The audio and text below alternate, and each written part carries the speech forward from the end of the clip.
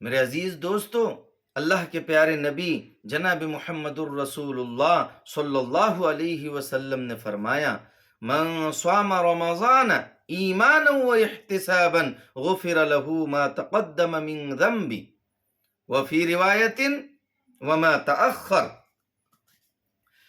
پیغمبر صلی اللہ علیہ وسلم نے فرمایا کہ جو شخص رمضان المبارک کے روزے رکھتا ہے ایمان کے ساتھ، ثواب کی امید کے ساتھ، تو اللہ تبارک و تعالی اس کے ماقبل کے گناہوں کو معاف کر دیتا ہے، اور ایک روایت میں یہ ہے کہ اس کے آئندہ آنے والے گناہوں کو بھی معاف کر دیتا ہے۔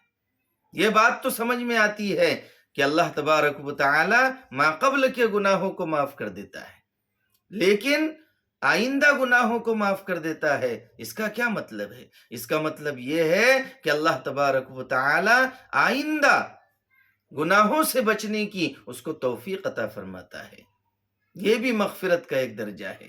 اللہ رب العزت ہم تمام کو اس کی قدردانی کرنے کی توفیق عطا فرمائے اور رمضان المبارک کے روزے رکھنے کی توفیق عطا فرمائے، آمین۔